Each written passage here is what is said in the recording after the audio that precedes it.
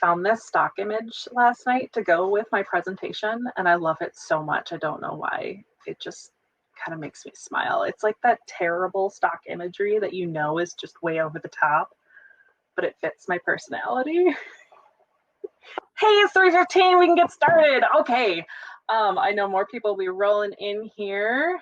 Okay, no worries, Rick. I won't take it personally, I promise. It's really good that I can't tell who's coming on and off. I don't think I can. Anyway, so everybody, welcome. I am really, really excited to be here. I'm technically still in the startup phase myself, and at least with my own business. And so it was really, really just humbling to be chosen to be here today to present. And so, like I said earlier, if you weren't here, we'll use the chat to participate. I'll ask you some questions. Feel free to throw things in there and ask questions as we go too. I'll try to keep an eye on it. And then if you wanted to, I would love to know who's here. So if you feel comfortable, go ahead and tell me, what's your name, and then your name will show up. But like, what's your business? What does your business do? Just real short, laser, in a nutshell, what do you guys do? And what brought you here? Like, why SEO? And where does your interest lie? So feel free to throw that over there, and we'll kind of jump in here. So first, oh, good. I got this down. Okay, a little bit about me. So my name's Alison. My business is Cromie Creative Consultants, and I just started my business technically a little over a year ago, but my official anniversary is September 25th. I was with a small marketing agency, suburban marketing agency, for about almost 6 years, and ended up going off on my own, and it has been just a whirlwind. And if you can imagine, I'm at same with most of you, startup phase in a year of COVID. Who knew it was going to happen, and the pivots and everything. And it has just been it's been fun. I really, it's been hard, but it's been fun. So I've been building websites since I was like 14. Like, if you're thinking back to like Angel Fire, GeoCities, starry backgrounds, HTML tables, and all of that stuff, I was kind of self-taught. I always was big on self-promotion. So I wrote poetry when I was 14 and decided to put it on the internet. And so that's kind of how I got started there. I've been working with WordPress since about 2005. It's been a while. It was one of those one-click installs I happened to try out one day, and at first I was like, oh, what is this? And then over the years, I've grown to love it. And then with my last agency, I've been managing web development and marketing project teams since 2014, where I started with an agency and as a project coordinator, and from my third week on, ended up basically running the whole place. It's been an amazing, like, throw you to the sharks experience that has just broadened my background here. I registered my business in September 2019, so just a year ago here, and I've had 30 clients in my first year in business here. A lot of those are people that are started with people near and dear to me, and slowly started expanding out through referrals and organic and networking. And I'm just really, really happy to have worked with those people I have this year. And more recently, I have started niching down into the health and wellness space. I really, really have a background passion in mental health and wellness, and decided that this is just where I'm going with my business. And but I love education. Like, this kind of stuff it's my jam. And so I love helping people who are just starting, like, figure out, where the heck do I go from here? Because there's so much information out there on the internet, and sometimes you just want that person who can say, no, ignore all of this, go over here. So that's what I like to do with things here. So let's see, we can skip over guiding principles. We don't need to talk too much about my business, but let's talk about our agenda today. So we are going to talk about what is SEO. I mean, there are a lot of people out there who have heard the word. It's still a buzzword, but they might not know exactly what it means. how SEO is implemented and what strategies can you implement now? Like, what can I do right now to help my SEO? And if you're at the point where you'd like to work with someone, like how should I approach that, and what should I be handling on my own versus outsourcing to someone else? So that is our goal here. So what is SEO? Who knows what SEO means? If you do, put it in the chat. Hopefully that's the right way for you guys. Throw it in the chat. You know what SEO is, what it stands for. I want to see it over there. And let's start there. Come on, I know somebody knows this. Yes, Rick has it. Okay, awesome. Pamela, Anders, all of yes. So search engine optimization. But what does that actually mean? Does anybody know? Like, what is search engine optimization? Okay, we know the definition of the word, but what do we use it for? Does anybody have, I know where we're going here? Feel free to throw it in chat. Otherwise, I will just keep going and talking about that. Visibility on the internet. I like that. I like that. To get as many hits as possible. Okay, perfect, perfect. Now, has anyone here actually trying to get on the first page of Google? Yes, Temmie, thank you. I hope I pronounced your name right. Okay, perfect. So these are all really good angles on SEO. Search engine optimization. It is optimizing your website to get found in search so that the search engines can read the products and services and all of the information you're providing on your website. So there are things you can do on your website to make sure that the search engines are picking up on the right things, because Google's job is to connect people with the right information, right? Like, I go to a search engine, I want to find something. Google, that's all their algorithm is. It's like, how do we find the best information that someone would want to read and just get it right to them? Let's get them the answers they're searching for. And so that's its goal. So we want to make sure we're doing the things that allow Google or Bing or whatever search engine you're using to know exactly what we offer. Okay. So did anybody say here that that they use? Has anybody done search engine optimization on their websites? And did you see results? Like, let me know. Write something in the chat. And then let's talk about how it works while we wait for that. So SEO is a really, really big strategy, okay? It's also really important to know that SEO is a long strategy. If anyone comes to you and tells you that you can start ranking overnight, or even I'd be really sketchy if someone said that, oh, you can rank within a month, we'll get you on the first page of Google. Run. Seriously, run the opposite direction, because SEO, it takes a long time. And that's why I personally believe it's so important to start as early as you can, because if you start later in the game, you're at square one, right? That is day one. So if you can start day one earlier on, even if it's just a few things you're doing on your own before you go out to an agency or pay someone else to do it for you, like, that is the best way to get started. And then you'll be way ahead once you get to that point. Okay. And so on that, I would say SEO is not a single strategy to rely on either, because you're going to want to get traffic to your website sooner than, you don't want to wait a year, 6 months to a year. I mean, that's realistic. And for some keywords, depending on who you are competing with, I mean, even that's not a lot of time. I mean, it can take years to really, really compete in a really saturated market. So let's keep going here. So the first thing that goes into SEO is keywords. And so a lot of people are like, well, how do I find my keywords? How do I know what to use? Well, start by putting yourself in your target market's shoes. What are they going to Google to search for? Like, what are they literally putting in Google to search for? So a really good example of this is I had a client once who did interior design, and she gave me her keywords, and one of them was design or interior design. And I had to throw it back at her. I said, okay, great. This is what you do, right?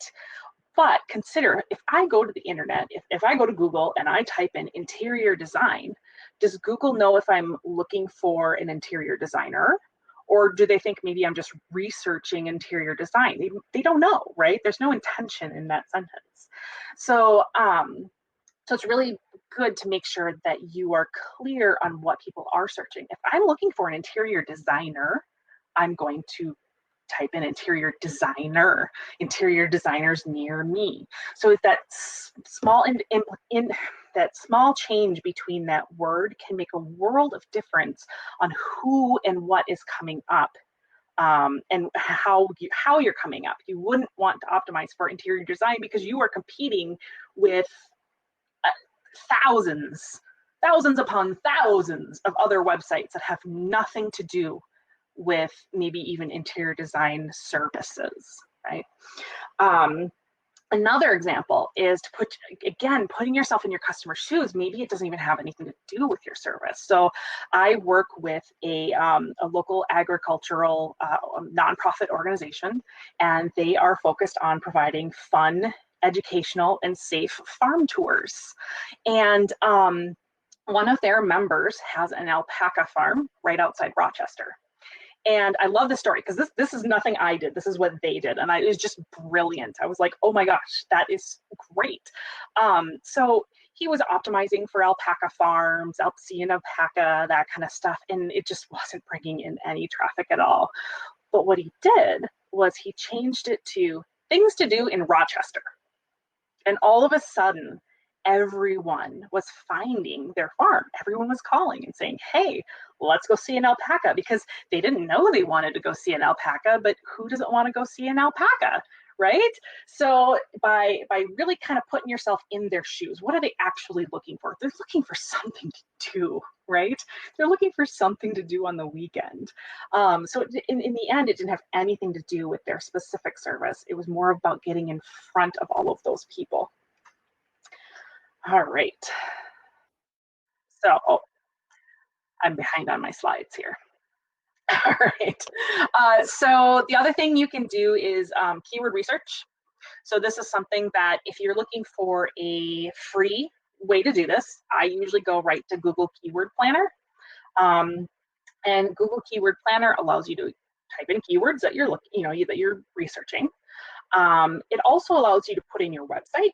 So if your website is full of all of the information and all the services that you provide and the things that you do, if it's full, that you can put your website on, it'll crawl it and pull out what it thinks are the keywords or the common keywords. And you can also try to expand keywords by you type in one and get more ideas.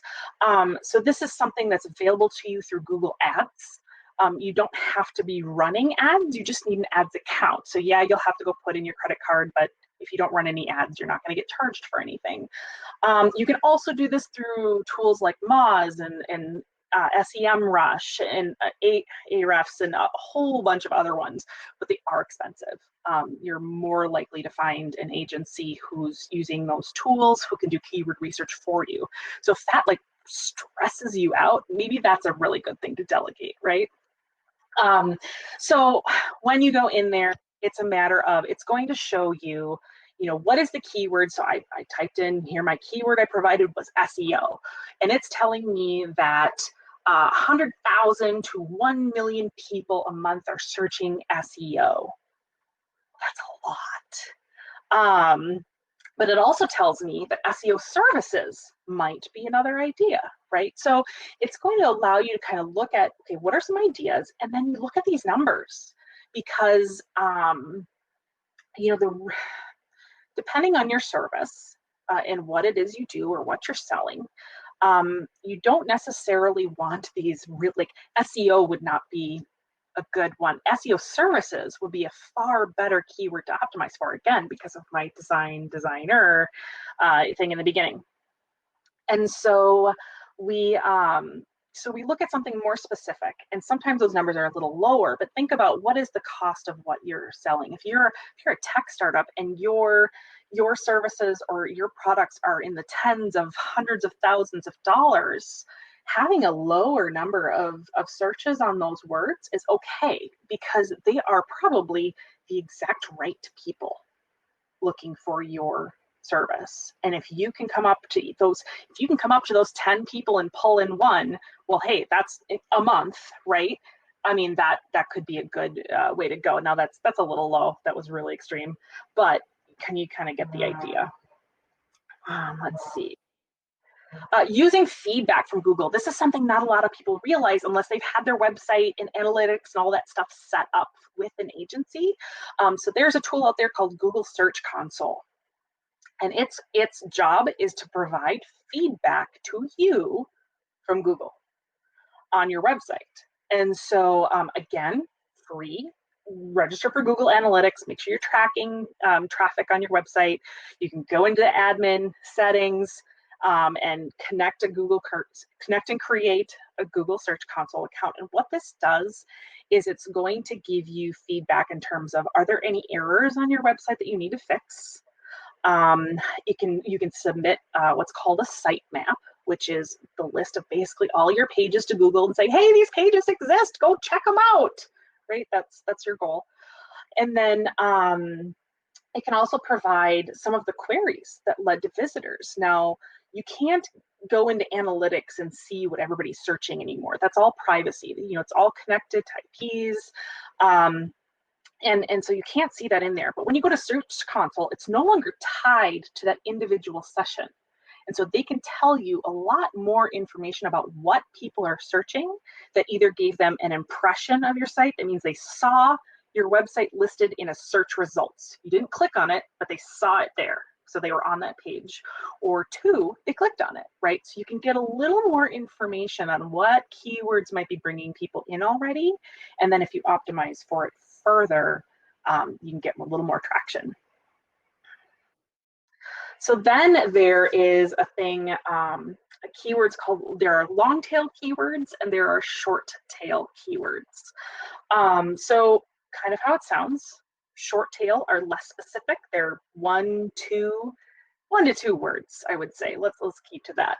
And long tail keywords are your keywords that are almost a sentence.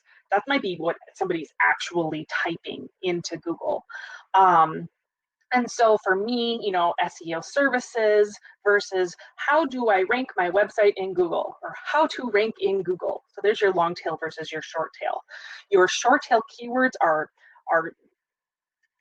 what I would attribute to your primary services on your website, and your long tail keywords, those support those primary services. So consider you have a service, you have your primary keyword here, and then you have a bunch of long tail keywords. So these are probably blogs, right?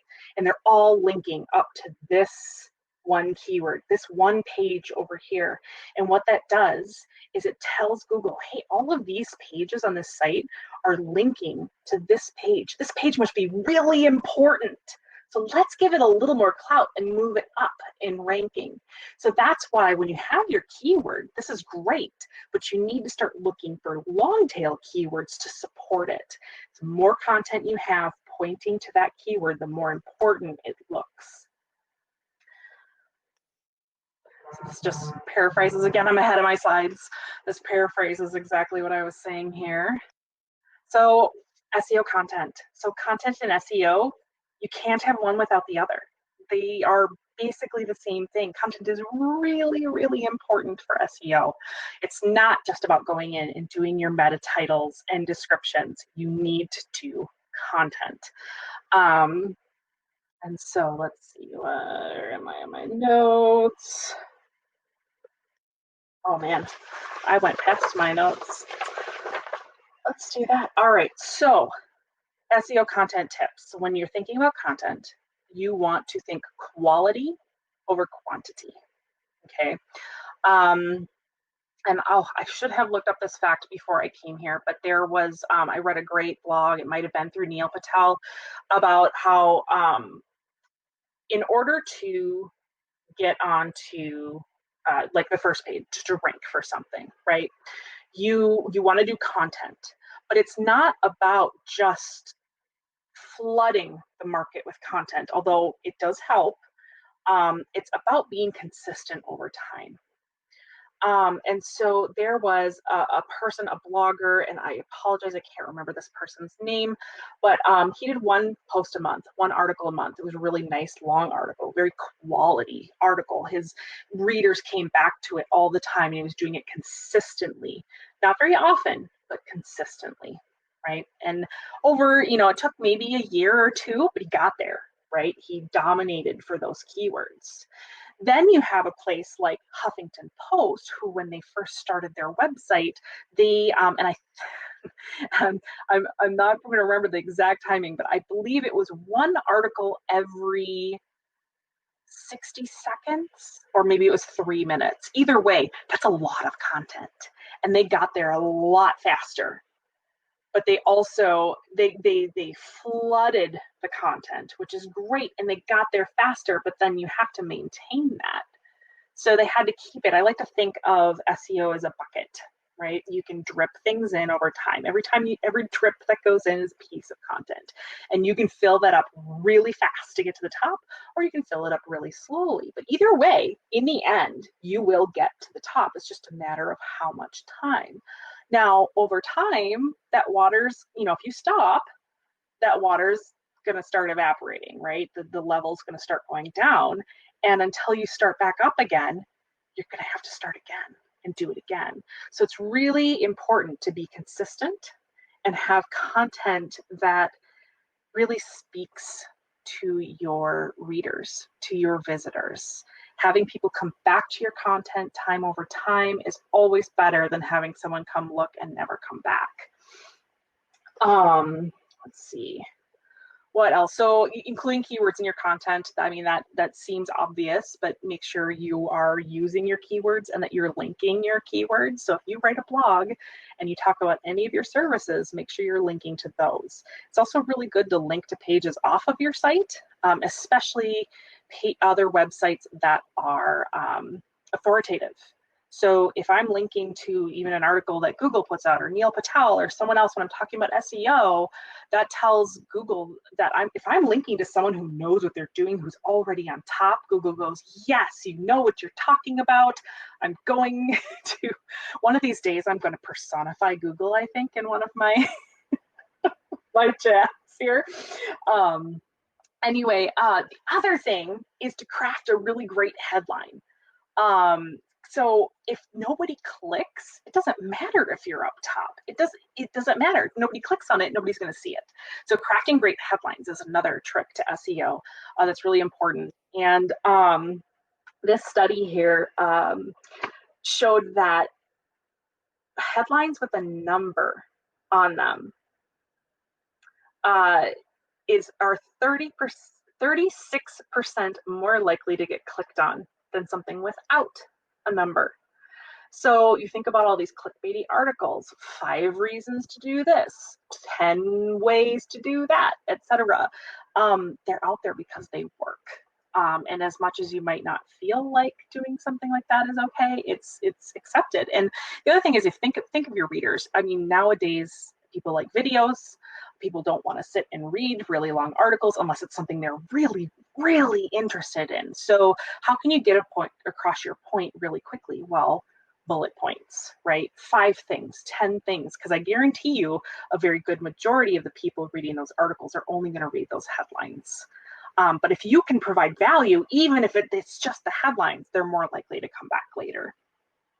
Let's see, there is a question.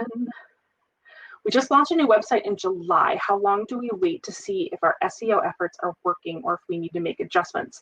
I would keep checking in. Like in the beginning, you might not check in as often. You probably want to make sure you're checking in every couple of weeks at least. Just watch to see what's happening. You'll start seeing a trend. It's not going to show really obvious. I would say, check a month out, check 3 months out. By the time you get to at 3 months out, if you're not seeing that slight trend, I would start looking and just thinking about it, but you can't just leave it. You also have to be actively feeding it. So making sure that content is going out all the time, that's part of it.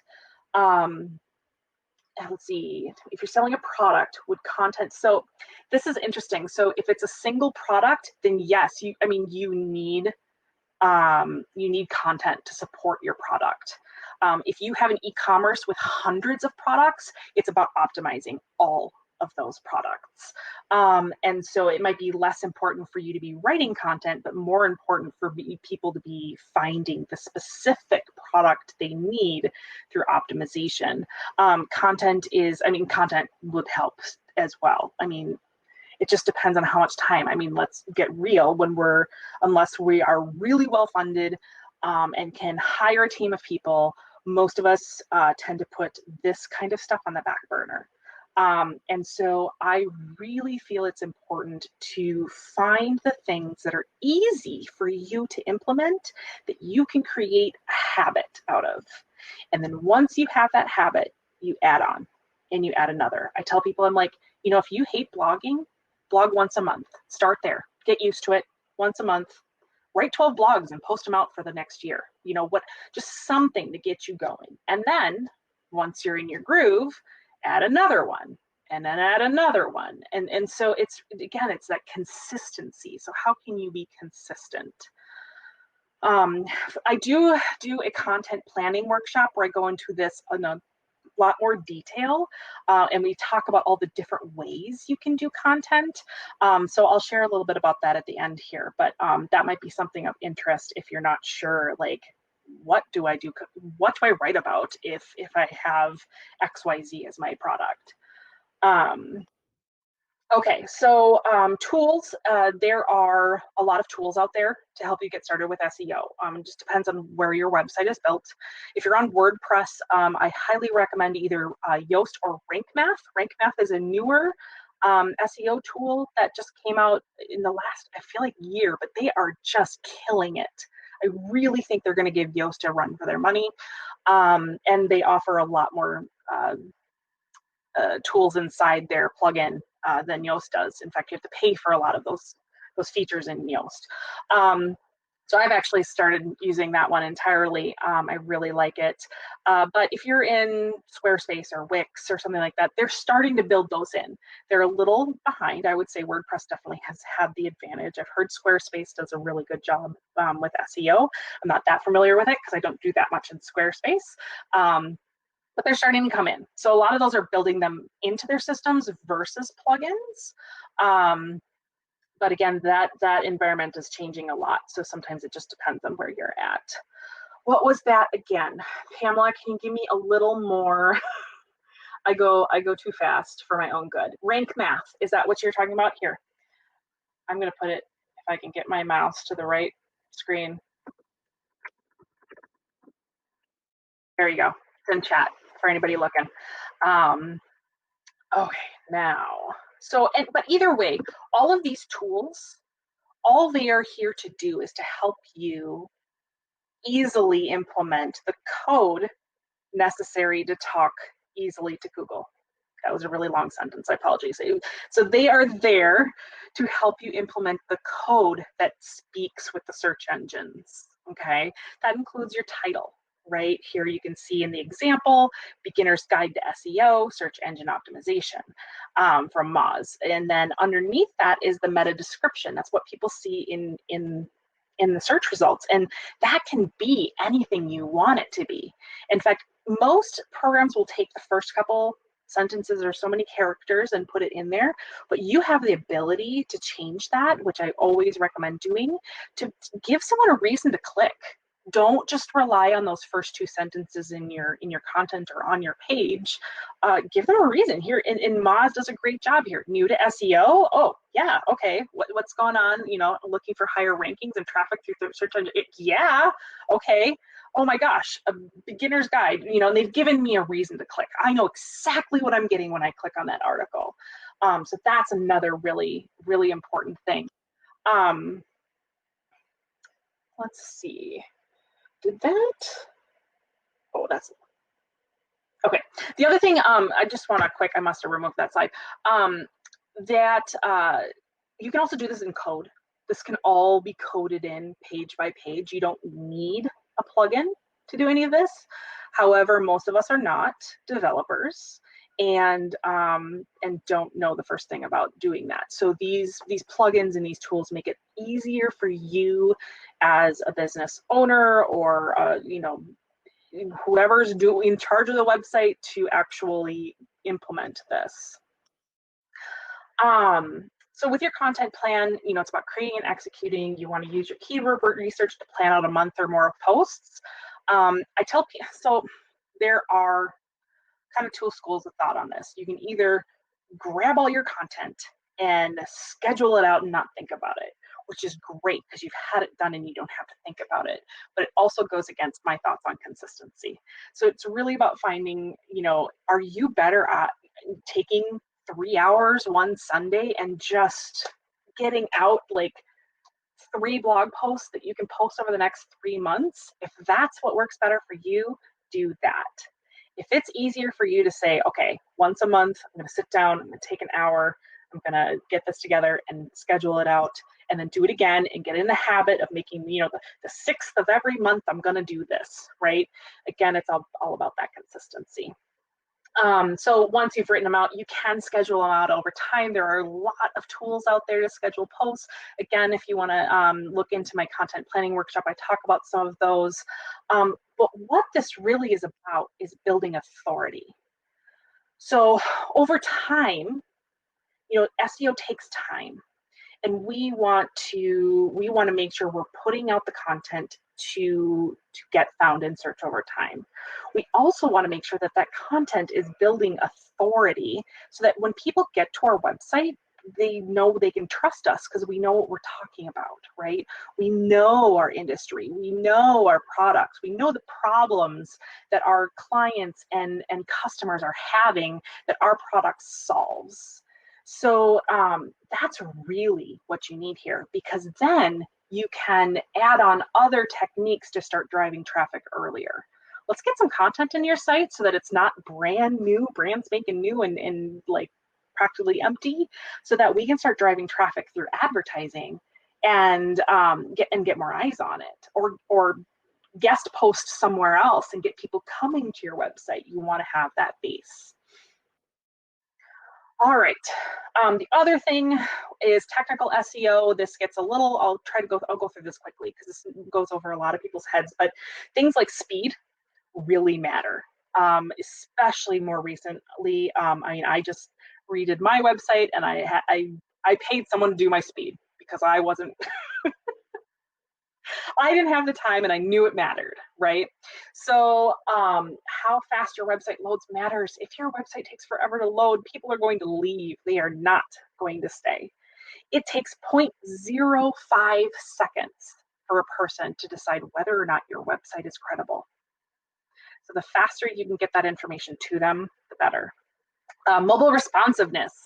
Google, they keep pushing back their deadline, but they are indexing. That means they're deciding where to put you in their rankings based on mobile. So if your site is not mobile responsive, they're going to stop showing your site. I mean, it's going to happen. They keep pushing the deadline back, but it's going to happen. So you need to make sure that your site is readable on mobile and that you're not removing any information on, at least any really important keyword-driven information on mobile, because that's what they're looking at first. They said, how is this site working on mobile? Can I find what I need here? Great. Or no, okay, well, they're a little behind the times. We're gonna stick them in the back of the line. How do you test if your site is mobile responsive? Look at it on a phone.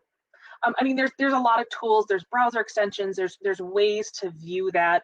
But the easiest way is just to look at it on a phone. And a good example is if you have to take your fingers and zoom in to read the text because the whole site has shrunk down to your one little window, that is not mobilely responsive. If the website kind of resized itself and things kind of moved and fell in line, it's just a much longer page, that's mobile responsive. So it's really about how easy is it to be read. You can go to, I think even Google Page Speed Insights will tell you a lot of that and give you kind of a score. It's a speed test, but it'll tell you a little more about your mobile experience. Um, and you can start there. The last piece of technical SEO that's really important is domain authority. And this is unfortunately something you really don't have a lot of control over. You have some control, but not a lot. So for example, every domain has an authority score given by Google. And there are a number of things that go into this. The first one, as you can see on my chart here in blue, is link diversity and quality. How many sites are you linking to? Are you linking to the same site over and over again? It used to be we had people would just like link out to one site just to get as many links out there as possible and back and forth, and Google caught on. It was like, no, that's not what we're trying to do here. That's called black hat SEO. So it wants to see that you're linking and that people are linking to you and that multiple people are linking to you. It's not all just coming from one place. The number of links you have to your site, back to your site. That can be from social media, from directories, from other bloggers, from just other websites. Those are really important.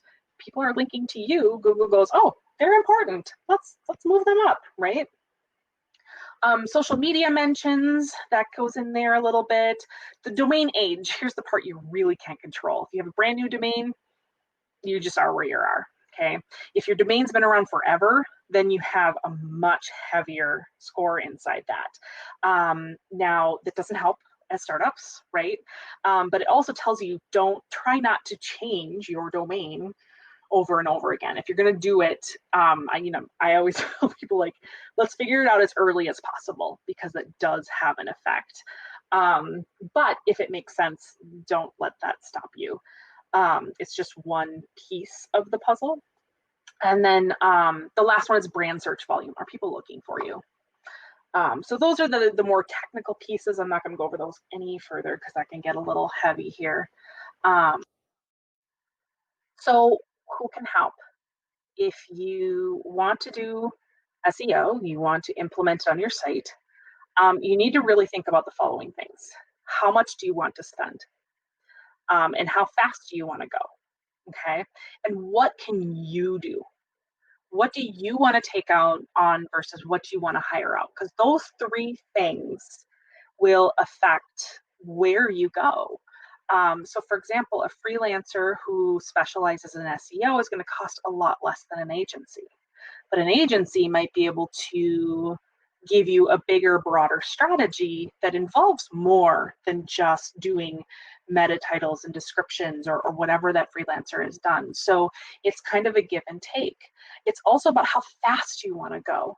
The more you're doing, the faster things can move, like the Huffington Post point. If you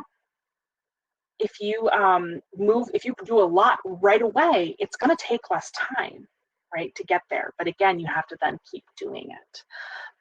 So it's kind of a big balance of things. I usually tell people, like, start with Yoast. Start with the SEO tools that are in your website or Rank Math or whatever, and just start there.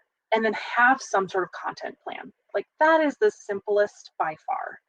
Once you start getting to that point where you're like, okay, I know how to do this, but my time could be spent on much bigger opportunities.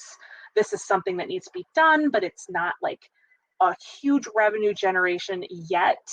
Let's talk to somebody about doing that for us. So just having an idea of those three things before you engage with someone can help them really figure out, like, what makes sense, where are you at, and what should we be doing. Let's see. And these are the pieces that you might want to hire out are things like technical SEO, all of those coding things that you probably don't understand unless you are an engineering startup and have people who do this, right? Technical SEO for most business owners is just really daunting. Content writing, if you just don't like writing, there are loads of writers out there that are really great at what they do. Content optimization. So here's another piece. You could write the content and then send it off to someone else to actually optimize. Say, hey, here's my blog. Can you make sure I'm using the right keywords? And they might make a change here or there, add the keyword in a couple more times, and just make sure it's hitting all of the check marks. Doing that keyword research, that's another one that can be really frustrating. I don't personally enjoy keyword research, which is why I have an SEO team who does. um, so I give those to them. I'm like, hey, I can do a little bit here, get some ideas, but I'd like you to dive deep. And they like digging through the data and the words and all the numbers and coming up with a great plan. And then there's backlink generation. So it's getting those links to your site, and there's whole strategies around there. So these are things that I always recommend. Like, these are the low-hanging fruit to just like say, hey, give to somebody a couple hours a month, maybe even. And that'll keep you going, right? A little bit at a time. So what can you do right now to positively affect your ranking? So this is things that every website should do. And if you do them now, they will help you over time. So the first one is service pages. If you are a service-based business, make sure that each of your services have their own page. I'll get to our question in a second. Make sure each service has its own page. If you are all lumped into one page, Google reads, H1s, right? H1s first. Heading ones, the biggest, it's the title of your page, etc. So if you have 5 services on one page, Google doesn't necessarily know at first glance. It's looking for that H1. Well, your H1 probably says services, and it's like, well, what does that mean? Versus if you have a page for each service, your H1, your title, is going to be specific to that service. It helps Google out. So don't lump them all in one place. Make a separate page for each. Service areas. So now this pertains more to a localized business or a localized startup. You're working with your community. You want to get found by the people around you. Make sure you're talking about where that is. Google knows where you are. We all have GPS on our phones. They're following us all the time, right? So if I search for something near me, anything in my city is more likely to come up than 3 cities over. So it's really important to make sure you're playing in that game. If you don't have those cities on your site, and the first thing should be an address if you're local, but then start making pages around your services. For me, I have, Minneapolis SEO, St. Paul SEO, Burnsville SEO, Eagan SEO, just all the places where I want to make sure I'm being seen. And as if I want to start expanding, I can start going to I could do New York SEO, although probably not gonna I'm probably not ready to compete there yet, but you get the idea. Make sure you have that area, information about that area on your site. Liz asked about unique content. So yes, you do not want to completely duplicate it. However, in most cases, doing small adjustments can help. So making sure you change your sentences. Like for me, I might do Minneapolis SEO agency providing services for Minneapolis businesses, and I might just add in a little extra things just to make sure it's not 100% complete a copy. Google doesn't like it when there's 2 pages that are exactly the same on the internet. It has to choose which one is the original. It doesn't necessarily know which one is the original, so you never know if it's going to be you or them. And if they are a site that's been out there longer, they're probably going to be the one chosen, and you're not going to come up at all. So it's really important to make sure that those are different, but you don't need to completely, take away everything you've already done. You can start with what you have and just make some small adjustments. And then adding content regularly. So we kind of talked about this before. Regular content is important. Always have a plan. Start blogging based on your keywords. Watch your competitors. This is something I hear a lot. Everybody's like, well, they just blogged about this and everybody's talking about this, but I don't want to because it's just overdone. Stop that thinking, because if you don't write about it, you're not playing. This is why I talk about getting in the game, right? If you don't have that content, you're not going to get found when somebody's looking for that content. Everyone else is. So don't be afraid to do the same things. And then just collect feedback. what do the people who are buying your products or using your services, what do they want? What questions do they have? Okay, I got about 1 minute here. Really quick, so with credibility, so .com, .org, .net, those are really, really popular. However, with the limited number of domains there are left, I mean, it's getting harder and harder to find those. If you can find one, grab it. Do that first. But I really think that there's no technical, it's more a trust factor. So that if you chose a whole different, like, say I did, my Cromie Creative marketing, I can do that. And it's really just about credibility. It's not as much about any reasons. So you're not going to get docked for using a different type of domain. So hopefully that helps. In fact, I'm working with a client on that right now. So really great question. Like I said, I do content workshops and SEO audits and all of that stuff. Feel free to stop by, but I really hope you learned something. I'm going to go hang out in the community room here, and feel free to come ask questions. I just have a couple minutes before I have to go do mom school stuff. So thank you so much for coming. It was really great, and I'm sure we'll see you around.